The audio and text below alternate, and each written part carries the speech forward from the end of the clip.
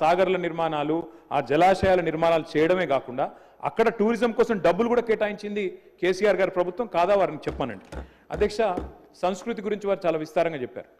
ప్రపంచ తెలుగు మహాసభల అధ్యక్ష భారత రాష్ట్రపతి గారితో సహా అందరినీ కూడా భారతదేశ ప్రముఖులందరినీ ఆహ్వానించి ప్రపంచ తెలుగు మహాసభలు నిర్వహించిన ఘనత కూడా కేసీఆర్ గారి ప్రభుత్వం అనేది కూడా నేను వారికి గుర్తు చేస్తా ఉన్నా అధ్యక్ష.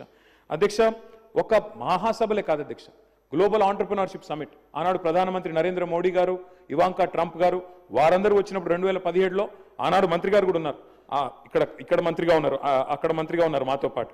అప్పుడు గ్లోబల్ ఆంటర్ప్రినర్షిప్ సమిట్ కూడా నిర్వహించాం అధ్యక్ష. బుద్ధవనం అధ్యక్ష మా నాగార్జున సాగర్లో జానారెడ్డి గారు ప్రారంభిస్తే దాన్ని మేము పూర్తి చేసి ఇనాగరేట్ చేసి ఇవాళ జాతికి అంకితం చేసి 200 ఎకరాల పైచిల్క్ అధ్యక్ష అక్కడ మరి స్పిరిచువల్ టూరిజంలో భాగంగా బుద్ధవనాన్ని కూడా పూర్తి చేసింది కేసీఆర్ గారి ప్రభుత్వం అధ్యక్ష. అంతెందుకు అధ్యక్ష, మంత్రి గారు సొంత నియోజకవర్గం కొల్లాపూర్లో కూడా ఆయన ఎంతసేపు సిరిసిల్ల సిద్దిపేట అంటున్నారు, కొల్లాపూర్లో కూడా అధ్యక్ష సోమశిలలో నేను మంత్రి గారు పోయి స్వయంగా ఆనాడు ప్రారంభోత్సవం చేసినాం అధ్యక్ష.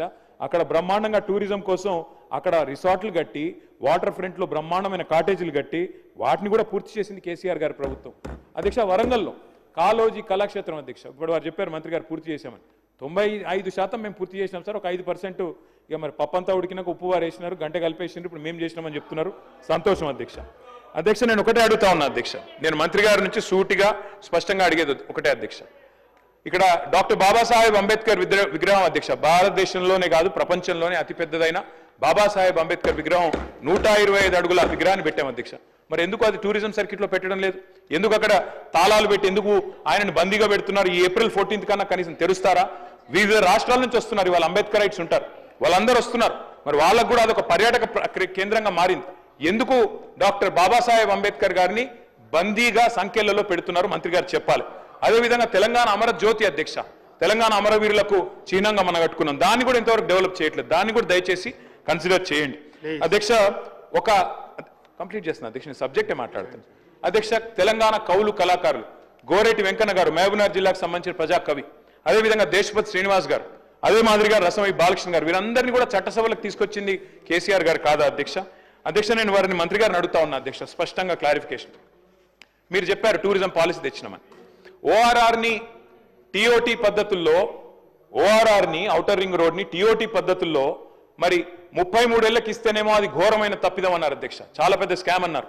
మరి నేను అడుగుతా ఉన్నా మంత్రి గారిని, మీ టూరిజం పాలసీలో చెప్తున్నారు 99 ఏళ్లకు ప్రైవేట్ వ్యక్తులకు లీజ్ ఇస్తామని చెప్పి మీ టూరిజం పాలసీలో పెట్టినారు, మరి ఇది కరెక్టేనా? ఇది చేయవచ్చునా? అంటే 33 ఏళ్లకు ఓఆర్ఆర్ ఇస్తే అది పెద్ద స్కామ్ అవుతుంది, 99 ఏళ్ళు ప్రభుత్వ భూములు ప్రైవేట్ వ్యక్తులు, 99 ఏళ్ళు అంటే ఏంటి అధ్యక్ష? ఒక జీవిత కాలం, ఒక మనిషి జీవిత కాలం, అంటే పురాగా వాళ్ళకి రాసి ఇచ్చినట్టే, మరి అది ఎట్లా కరెక్ట్ అయితే చెప్పాలా మంత్రి గారిని నేను అడుగుతా ఉన్నాను అధ్యక్ష. చివరిగా నేను ఇంకొక మాట చెప్తా ఉన్నా అధ్యక్ష, నాకు మంత్రి గారు చెప్పింది ఏంటో నవ్వాలా ఏడవాలో తెలియట్లేదు. ఒకవైపు రాష్ట్రంలో 480 మంది రైతులు ఆత్మహత్య చేసుకున్నారు, పంటలు ఎండిపోయి ఏడుస్తా ఉన్నారు, ఇది పీక్ సమ్మర్, నీళ్లు లేవు, తాగునీళ్లు లేక గొంతెండి ఏడుస్తా ఉన్నారు. ఈ పరిస్థితుల్లో మే నెలలో ఎవరో నిజంగా చెప్తా ఉన్నా అధ్యక్ష, నాకేం వేరే అభిప్రాయం లేదు, కానీ మిస్ వరల్డ్ మిస్ యూనివర్స్ అనే వాటికి ఎప్పుడో పోయింది అధ్యక్ష, వాటికి ఉండే ప్రెస్టీజ్ గతంలో ఇప్పుడు పూర్తిగా పోయింది. కానీ అదేదో పెద్దదో సాధించుకొచ్చినట్టు, అదే అంతర్జాతీయ ఈవెంట్ ఏదో ఇక్కడ జరిగితే ఏదో రాష్ట్రానికి లాభం వస్తుంది, మేమేదో అడ్డుకుంటున్నట్టు నేను అడుగుతా ఉన్నా అధ్యక్ష వారిని.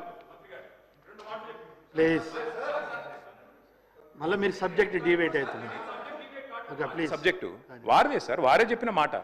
ఏమన్నారు సార్ వారు? ఈ మిస్ వరల్డ్ పోటీల వల్ల క్లారిఫికేషన్ పోయి విమర్శలు. ఎస్ సార్, విమర్శ ఏముంది సార్, వారు క్లారిఫికేషన్ అడుగుతున్నా. మిస్ వరల్డ్ పోటీల వల్ల ఆదాయం వస్తుంది రాష్ట్రానికి, కొలువులు వస్తాయి, ఉద్యోగాలు వస్తాయి అన్నారు. ఎట్లొస్తాయి, ఏడికెళ్ళు వస్తాయి చెప్పాలని చెప్పి నేను కోరుతా ఉన్నా, నెంబర్ 1.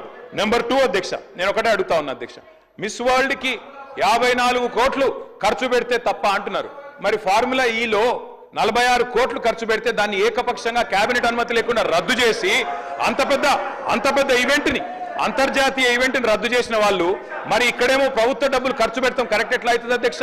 చివరిగా నేను ఒకటే అడుగుతా ఉన్నా అధ్యక్ష, ఇవాళ టెస్లా అనే ఒక కంపెనీ ఎలక్ట్రిక్ వాహనాల కంపెనీ అధ్యక్ష భారతదేశంలో యూనిట్ పెట్టాలని చెప్పి ఎదురు చూస్తా ఉన్నారు.